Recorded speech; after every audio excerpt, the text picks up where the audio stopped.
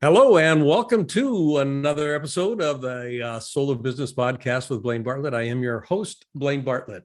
Folks, I've got a milestone episode for you today. And I say milestone because it truly is a milestone. My guest today is on the show for the third time. She's the first three-time guest. So there's a hat trick involved with this. Marissa Levin, she's the CEO and founder of Marissa International. And one of the reasons I wanted to have her back on the show, I love the way the universe works. I was sharing with her before I started the show that I was interviewing another guy earlier today, and he had been doing some research on some of the writing that I'd been doing, and he noticed that I had done something in the nature of business as a spiritual discipline. And his comment to me was, "What do you mean by that? Business is a spiritual discipline?" He was having difficulty grokking that, just kind of having it fit.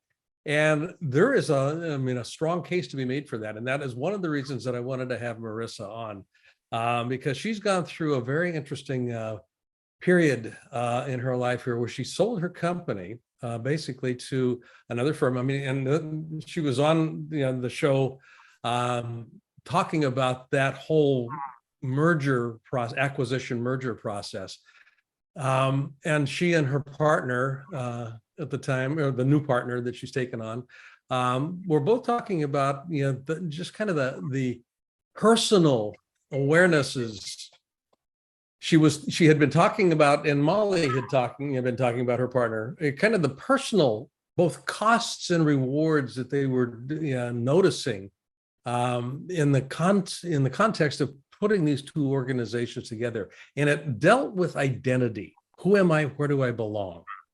And when we start thinking about the nature of business being a spiritual discipline, the spirit or the soul of business, the soul of anything, has for many people a presence that kind of speaks to identity. Who am I? Where do I belong?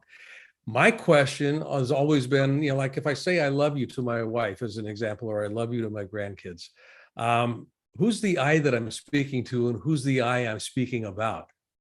And that I gets to be a real interesting conversational focus. And that, I think, opens up a door to a really interesting conversation here, because businesses, and excuse me for being on the soapbox here, Marissa, but business can challenge my sense of identity in some fundamental ways, which is why I think it is a spiritual discipline, particularly when we bring integrity and some of the things that you're going to be talking about here, which you're calling the 5 I's. So, Marissa Levin, welcome to the show one more time with feeling. So happy to be here again. Thank you. Okay. I'm so happy to be the one who reached that milestone. I appreciate the trust. Well, absolutely. The previous 2 episodes, I've just loved our conversation, and this presents me an opportunity, very selfishly, to go deeper. Sure. I always enjoy them. So let's talk a little bit about, I'll just open the box up here. For you, how has this been a spiritual journey? And this meaning the sale of a company that you spent a good chunk of your life, kind of building up, and a good chunk of your identity capital actually formulating, and then you sold it. Yeah. What happened? Yeah. So the company that I sold with my partner, Jen, I had started that company, I think it was 13 years ago. And it came out of me exiting my first company, which I had been running for 17 years. So I have had a total of 30 years of identity wrapped into the entrepreneurial world. And that has moved across 4 different companies. So as I've moved across these businesses, I have really had to grapple with how much of my identity is tied up in this business. Because my first business that I left 13 years ago, I left for a variety of reasons, including that I just didn't think that I was the right person to be running that company anymore. And so who was I without that company? So much of my public identity was tied into that company. And then all of a sudden, everything that I knew, one day it was part of who I am, and the next day it wasn't. And not only was that, an internal and a private conversation, I had to explain that publicly, right? Like, oh, what do you mean all of a sudden you're not running that company? Well, what are you doing? And how can you run two companies? And how can you just start something new? So you have to be very comfortable with yourself as you evolve and transition from one company to another. And then I launched the second business. And for me, for a long time, it was just me. And I knew that I wanted to grow it, and I couldn't grow it on my own. So I brought in a partner. I brought in Jen, and we reshaped the whole company. And again, my identity transformed. I went from growing a company as a solopreneur and growing that to about $14 million with 70 employees and an executive team who saw things differently than I did. Then I went back to being a solopreneur. So all of a sudden I'm back to just my core identity. Then I bring in a partner, and it completely reshapes the business. And I have to integrate another voice, another perspective. And then we decide to sell it. And the reason that we sold it is because it didn't align with either one of our identities that we wanted to be and who we wanted to be moving forward. But we had built something so beautiful, and we wanted to make sure that it was soul aligned with wherever it found a home. So then we sold it. And then I launched my legacy company, and I'm back to being myself. So through that whole 30-year journey, which parts of me did I keep? Which parts of me did I shed? And when I went through this whole entire sale process, as I was explaining to you, I had to maintain in every moment a complete emotional investment in a desired outcome. And I had to maintain non-attachment. Yeah, now that's an interesting paradox. Which is really hard. And how do you square that circle? So that's the spiritually evolutionary process, right? Like, as we talked about when we started this, every single thing that happens in our life, the whole purpose of all of it is to evolve our soul. Mm-hmm. That's it. Like, every single experience in our life is to evolve our soul. Every relationship we have, every challenge we face, the way that we look at the world is that we're on a soul's journey, right? We are a soul embodying a human experience right now. We are a spiritual being having a human experience. We're in this physical form, but our soul has been reincarnated. This isn't our first incarnation for our soul, and it's not going to be the last. So knowing that this time that we have on this planet in this moment, whether that's 80 years, 90 years, 100 years, every experience that happens to us during this trajectory, if we know that the whole purpose is literally to learn lessons that our soul needs to learn to evolve, when you're in the middle of something unpredictable and uncertain, how do you release attachment to that outcome and not lose who you are, especially selling a business which has been your whole identity day in and day out for decades? Yeah. How do you maintain who you are? It's so that goes to an interesting question of authenticity. Yeah. Mm-hmm. When you're talking about authenticity, it's not static. Most people think, and I want to bring this up because you mentioned the soul's evolvement. Mm-hmm. I think many people have a notion that the soul is this eternal fixed thing. Mm. And I'm going to go out on a limb here. None of this stuff is quote unquote provable, but it makes sense when we start looking at it through the lens of evolutionary expansion. Yeah. Yep. When you look at nature, there is nothing in nature that is thriving that is not, as a consequence of, or as a metaphor, as a mechanism, is not growing. Growing will equate to thriving but there's an evolvement that occurs when the acorn starts to grow. It doesn't hold that same form all the way through its gestation. So it's just a big acorn. at the end of its life cycle. It's actually a full-fledged oak tree. The form has changed dramatically. The soul's expression, and this is really what I hear you talking about, the expression of soul through physical manifestation begins to look differently as growth occurs. This is, I think, important for not only an individual, but also for organizations, for businesses. If Yes. you're trying to maintain the status quo, that's the equivalent. I mean, somebody once told me that a rut is nothing more than a coffin with the ends kicked out. Wow. And a lot of people will find themselves in ruts, and the soul has stopped evolving, and the expression of the soul has stopped evolving.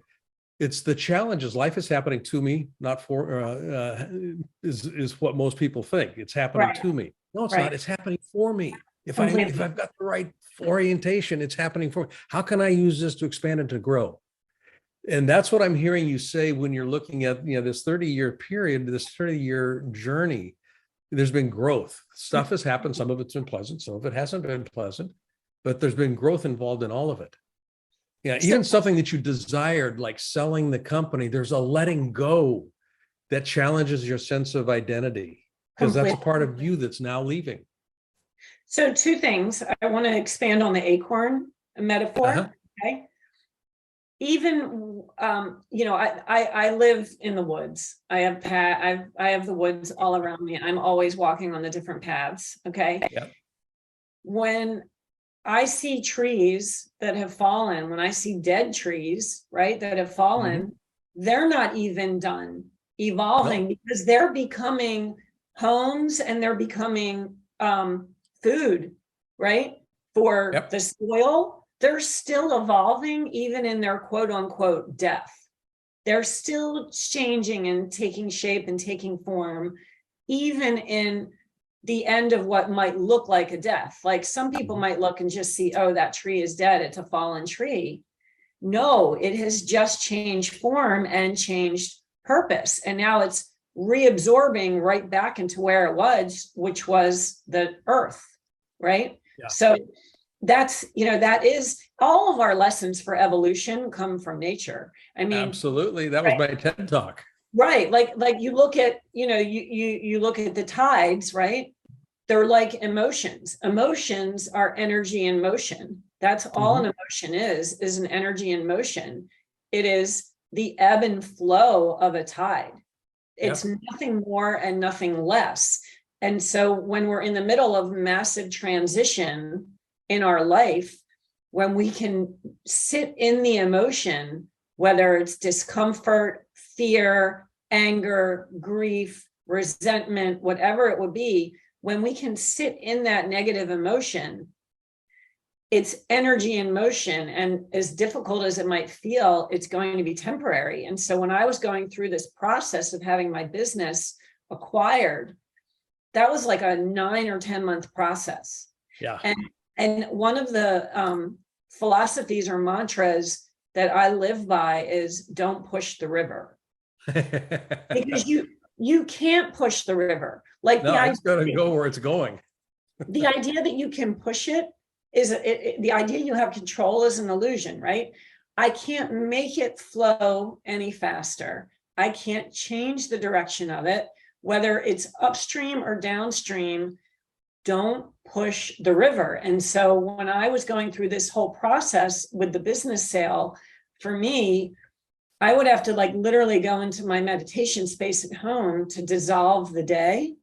And I would watch, one of my most important teachers is Ram Dass, and I accessed him every day through this process to remind myself about the soul's journey. And I would tell myself, don't push the river. Like the process is going to unfold exactly as it's supposed to and meant to be.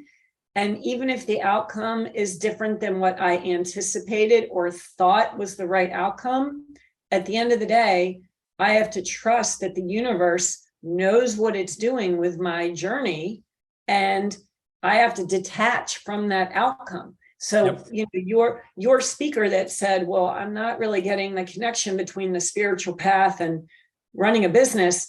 Running a business is the epitome of a spiritual path. Yeah, it is. For this reason, I think it is the paradox of setting a goal or an objective in a way that you're passionate about it, you're committed to it, and you're detached from it. Right. There's such a paradox in that. You're not defined by it either. Right. You're not, it doesn't have you, which is the way that most people experience themselves in life, I think. And if it doesn't work right, it doesn't come out the way they thought it was going to come out. They think they failed. No, there's no failure involved in this. The river will end up getting to the ocean. And even then, it will move to the sky to be recycled back again as rainwater.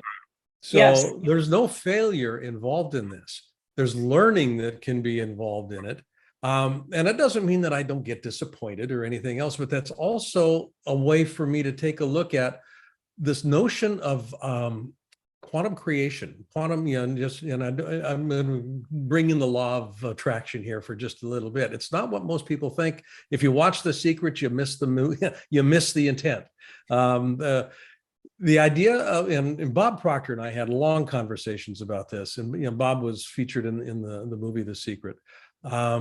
The law of attraction is actually a secondary law. It's the law of vibration that precedes it. Everything works and everything vibrates. Everything is vibration precedes manifestation. Absolutely, it's a frequency, and you can overlap frequency and spirit in the same conversation. You can kind of conflate them and talk about them as if they are the same, because it is spirit that's permeating everything at different frequency levels.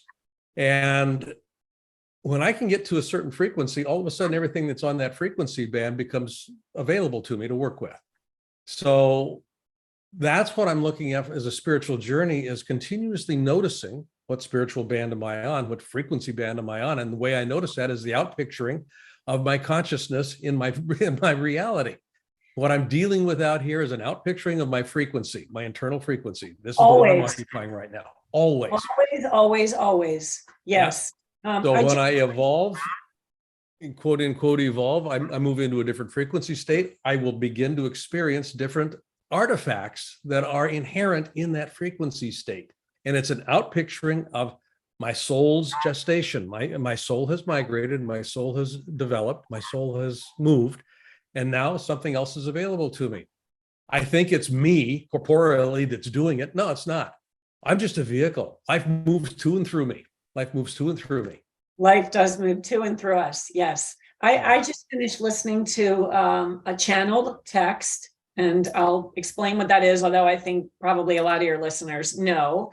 So it is messages that are downloaded through someone who has been selected, like, Esther Hicks has been selected by Abraham, right? Mm-hmm. To channel the text from the non-physical entities, or channel the messages from the non-physical entities. I just finished a 14-hour channeled text. It took me 30 hours to get through. And it was the book of love and creativity. And it talked about operating and living at the frequency of love and the connection between the frequency of love and creativity. And I'm also listening to, I'm constantly on Audible. I think I've been awarded by Audible, like every single badge that Audible ever has given, right? I am also listening to several Napoleon Hill books at the same time. Yeah. I'm a big Napoleon Hill fan. And one of the concepts that Napoleon Hill talks about is there's two types of imagination. There's synthetic imagination, and then there's creative imagination. And synthetic imagination is where you take concepts that already exist in the world and you bring them together, you bring these ideas together and you create a new idea. That's synthetic imagination. Creative imagination is where you come up with something completely that did not exist. And then there's creative vision, which is different from creative imagination. And that's where you really put a structure around your imagination and you have vision on how you're going to actually implement what you are imagining. And so, like you, I operate just naturally through my spiritual evolution at a very high level of frequency. Like I very rarely operate like in the lower frequencies with anger and fear and despair. And, I'm just not there, right? I'm in that place of the love and the joy and the gratitude. That's kind of like where my frequency is. And it made so much sense to me listening to Napoleon Hill, because my creative imagination is off the charts. And I did not know until I listened to that channel text about the parallel and the alignment and the integration of love and creativity. So it's a beautiful thing. And that's exactly what you were just talking about. It's like we are all frequency, and manifestation always follows vibration. Vibration always precedes manifestation. Absolutely.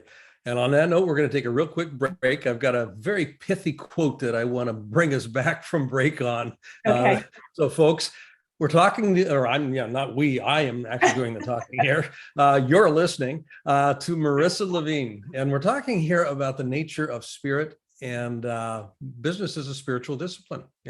What does it call forth? If you're willing to step into this leadership role with your eyes open to it's an evolutionary track. That's what you're looking at here. So Marissa Levin, we'll be right back. Stay tuned, folks. The nature of life is evidenced in nature. Nature grows, and all of nature honors the desire to be more, to have more, and to do more. Life thrives when it's allowed to grow. And ideally, thriving is what we also, all of us, want to be able to do. Unfortunately, at some stage in life, most people find themselves settling into what I can only call a rut. And a rut is nothing more than a coffin with the ends kicked out. You want to quickly get out of any rut that you find yourself in.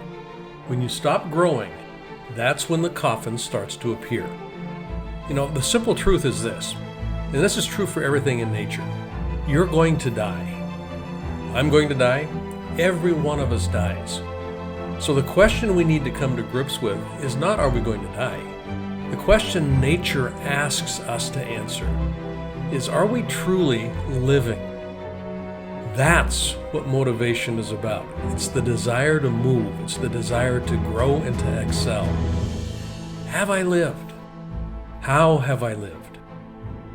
I'd love for you to take advantage of my Leadership Mindset Masterclass. It's all about providing you with the tools to ensure thriving for yourself and for those around you. Register today to receive the free introduction video and find out more about this acclaimed program. You'll also receive a copy of my international #1 bestseller, Compassionate Capitalism, A Journey to the Soul of Business. I'm Blaine Bartlett, and I look forward to helping you thrive. Welcome back. Marissa Levin is my guest, and we were talking on the break, or just before the break, just about frequency and manifestation and the different kinds of imagination that you can bring into the conversation of how you basically how you create life, how you create results, that sort of thing. And I was reminded as Marissa was talking about a line in a Robert Frost poem, and I forget the actual poem that it came out of, but I know the quote quite well. Our founding fathers did not believe in the future. They believed it in. And that distinction, they didn't believe in the future, they believed it in. They believed the future in. And it started with being on that frequency. It wasn't out there somewhere, it lived inside. They believed it in. And it started with that belief. And from that perspective, you believed in Marissa International. And the work that you're doing now is organized around leadership as a spiritual discipline. Yeah. Conscious. And then that's my language for it. It doesn't necessarily fit exactly, what's on your name card, but that's essentially what you're doing here. And you've got a model that you wanted to, that I wanted you to talk about, which is, the 5 I's, the I5 model. Yeah. The I5 conscious leadership model. Yeah. Yeah. So let's unbundle that a little bit, because I think it's absolutely appropriate and germane to this whole conversation about business being a spiritual discipline. Ergo, leadership is a spiritual element of that? Sure. So the I-5 conscious leadership model is 5 components: identity, intuition, intention, inspiration, and integrity. And this is based on not only my 30 years of experience of leadership and then working with thousands of leaders. All of these are grounded in evidence. So they're grounded in the fact that when you look at an effective leader, and when we say an effective leader, someone who is very clear in what they stand for, what their mission is, what their vision is, who they are inside as a leader, that they're going to remain true to, even when there is adversity. That's the identity. We have done research that grounds this model, in evidence. When you think of intuition, one of the most important things about leadership is that they have what I consider to be 3 types of vision, not just 1, not just 2, but 3. And it is about listening to their inner voice to be dialed into all of those. They have to really understand what's happening in the world far around them, things that they don't have control over. They have to pay attention to the external elements that could impact their business, either positively or negatively. They have to be able to pay attention to what's happening inside their company. And they have to have dialed into their intuition to be able to understand where their employees are. And then they need to have their own intuition about decisions that they're going to make as a leader. So there's 3 levels of intuition that really highly conscious leaders need to be able to access. Then you've got intention. If you're a highly conscious leader, every decision that you make within your business is aligned to a larger intention. And that's not just a goal or a wish or a plan. That is full intention in terms of what you want to be in the marketplace, where you're taking this company, how you're going to show up as a person, how you're going to show up as an organization, fully aligned to intention. Then you've got inspiration. We all know that leaders require the ability to inspire others. And as we know, the word inspiration is really in spirit, right? Inspire is to be in spirit. So how connected are you to your spirit internally, and how are you inspiring others through that connection? And then the 5th element is integrity, which, Blaine, as we all know, leadership is not leadership unless you have integrity, right? Integrity is what drives trust and dependability and consistency and reliability. Without all of those things, you're not a leader that cares about others. You're a leader that only is following your own agenda. So those are the 5 elements of conscious leadership. And so I work with leaders and then their leadership teams within the organizations to make sure that the organization is fully following a uniformed model of being highly conscious from a leadership perspective. Yeah, as you were enumerating these and talking a little bit about the definitions of them, I started thinking about it from a cultural perspective. Yeah, how do these? What's the behavioral analog to these inside an organization as evidence of their culture? Do you have any examples of companies that you've worked with or leaders that you've actually organized with that can point to their culture and say, here are the 5 I's? Yes. I've been working with one of my clients I've been working with for 7 or 8 years. It's a large wealth management practice. I've been working with one of the leaders there for a long time.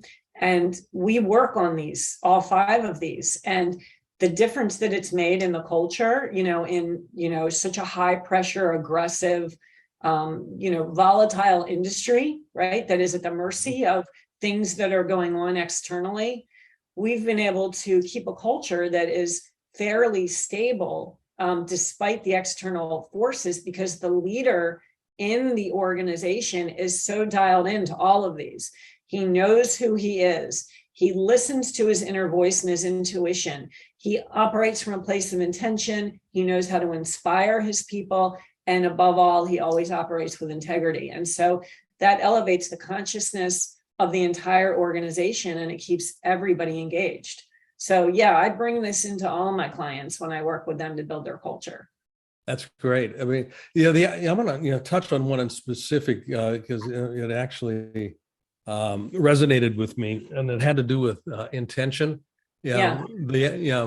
My phraseology for that in the work that I do with my clients when I'm coaching leaders is understanding the for the sake of what, which is different than Simon Sinek's why.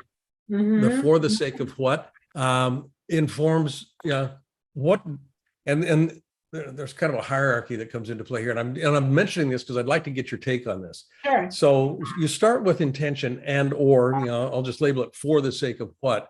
I come to a fork in the road, and strategically speaking, I can go left or I can go right.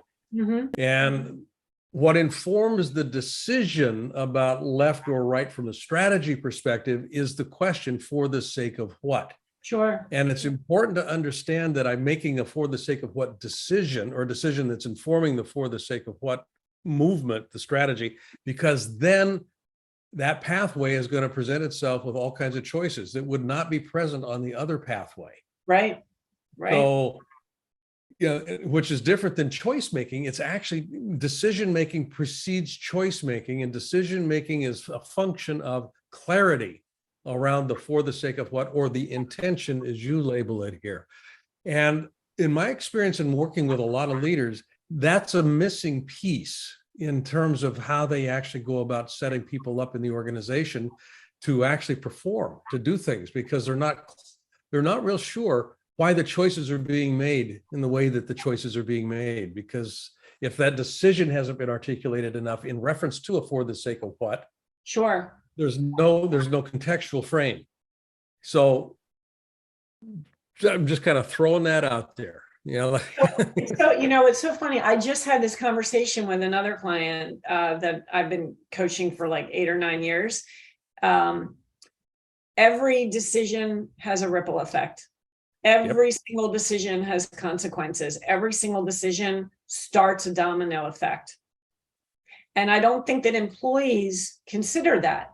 And that's, in all fairness, that's not their job. I mean, they are there to execute a vision. They are there to carry out the mission of the organization. And this is why it's so important for all leaders to be highly conscious and aware of the impacts of their decisions, right? So in every organization, the CEO or the leader, the president, they can't own every decision. Like, they just can't be everywhere. So you want your leadership team to be operating in a very highly conscious frame of mind, to know that when you make a decision, what are the domino effects? What are the ripple effects from that decision? That's super important to be cognizant of that. That's the intentionality. When you talk about ripple, and I mean, my brain works in pictures, and I'm fascinated by holographic images and those sorts of things, because all of the information is contained in that hologram. Sure. You taught, and this is an interesting notion here. You toss a pebble into a river, in the water, and you create a ripple. You toss 2 or 3 or 4 pebbles in, and you'll get the ripples begin to cancel out. Yes. Now, what's interesting about this, if you froze those ripples moving as they intersect with, come across each other and they intersect, you just kind of get this picture in your mind. You take a freeze frame of that and you shine a laser light through it. And what you will get as a consequence of shining a laser light is you will get the pebbles coming through.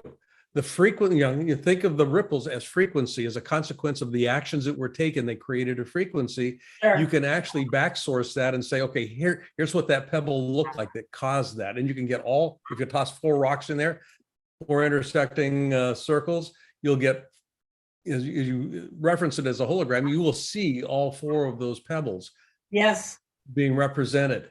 And all you're doing is you're looking at the information that's contained in those ripples. It's all information. It's all included in the frequency. So decisions predicate choices. Decisions are the rocks that get tossed in. Choices get made, and all of a sudden you're either off to the races or you're off into the guardrail.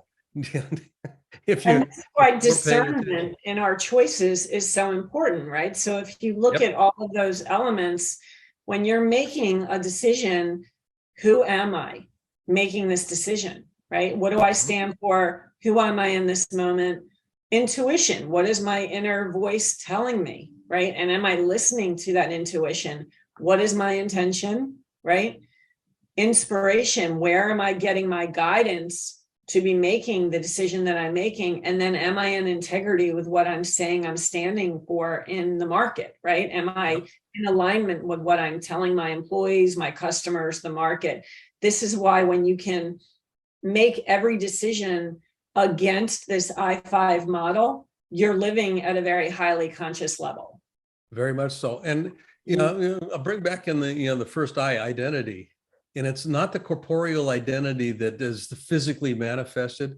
What I'm talking about, or what I'm hearing you speak to, is that there's a soul identity that is connected to everything. So business is a spiritual discipline. Leaders that are approaching this as a spiritual discipline will recognize that there's an interconnectivity with everything that is going on out in my universe, and the decisions I'm making foster choices that are made that will impact my soul out there, not my soul in here. It will impact my soul in here as well, but it's my soul out there that's also being impacted. This idea of compassionate capitalism, I end up becoming compassionate about the repercussions, about the ripples that my choices and decisions and my vision are actually putting in place. And that begins to heal the planet. That it does. And when Molly and Victor, and then Jen and I were going through this acquisition, throughout the whole entire process, we all wanted to make sure that we stayed in a place of pure intention, that we knew that bringing these companies together was going to serve the greater good. It's funny because when we told people that we were going through this acquisition, the first thing that they went to was, oh, you must be making a lot of money from this acquisition. They immediately went to the dollar. And I've never functioned, like I've never been motivated or driven by the dollar. My whole motivation for this was to make sure it landed somewhere that would take good care of what we created and could expand the mission of creating wonderful workplaces. And really, Molly and Victor and SOAR Community Network were the only people and organizations that Jen and I trusted to maintain the integrity of what we had already created with our brand. I mean, it really became about the integrity. We could have sold this company to another company that would have paid more money, and they would have just dissected what we created, and it just, it would have been like it never existed. And I couldn't fathom that it literally would have just been chopped up, and like that whole identity would have just disappeared. We build our lives on the ancestors that preceded us, and in this context, your company is an ancestral legacy that provides a foundational place for you to move to the next iteration. Relationships don't change as much as the forms of the relationships change. And when I can begin to recognize that, I have a relationship with my spirit, I have a relationship with soul, I am a relationship. And I have to recognize that relationship has many forms, but if I keep focused on the relationship, I've got a pretty good chance of being successful, because that's what's informing everything that I'm doing. I love that you said that. I mean, my spirit's name is Joy. Like, I named her years and years ago, and it was listening to her. Like, I've always said that when you listen to your body, it's one of the most important messengers in your life, because that's your spirit talking to you. And, over a year ago, I just felt that it was time for me to move on to something new. And I'm like, when it starts to not serve us, it's not serving others. And I was like, it's time to evolve. It's time to move into something else. I don't know what it is, but that's what started this whole process, because I wasn't aligned with my spirit. My spirit felt very suffocated. Yeah, that's a scary place to go. And it is one of the most rewarding moves you can make, in my experience. People were saying, where did you find the courage, to walk away from something that was already built? And my feeling was like, I didn't have a choice. Like, I felt suffocated and suppressed. Like, to me, staying in that is what would have, that just wasn't an option. That was dangerous for me to stay there. Turns it into a rut. Yeah. Exactly. Coffin with the ends kicked out. Exactly. Okay. Folks have been listening to Marissa Levin, Marissa International. Where can people find out more about what you're up to, get more information about the 5I model? That Sure. sort of thing. MarissaInternational.com. And then that's the website. And then also you can go there to sign up for my blog, which has lots of different types of information, including a daily motivational moment and mindset moment with me, in addition to articles that I produce. And then LinkedIn, find me on LinkedIn. I'm super active on LinkedIn, both, for the company page as well as me. So I'm out there, I'm accessible. Great. Marissa, I want to thank you. This is the third time's a charm. Yeah, I know. the other two worked really well. This is kind of a capstone on this. Oh, great. I want to thank you for being my first 3-time guest. It's been a joyful conversation. I love this kind of a conversation. Yeah, so most definitely. Folks, you've been listening to The Soul of Business with Blaine Bartlett. You can find out more about what I'm up to at blainebartlett.com. And just poke around on the website. There's a lot of material there. Most of my IP is available for little to no cost. I just, give it away because it'll all come back in some form or another. Absolutely. Find yourself a way to be a center of distribution. It's basically the message here. A center of distribution, not a center of acquisition, and your life will work pretty well if that's the way that you approach it. I love that. Take care. Life of service. Life of service. Until next time, have a great rest of your week. Take care.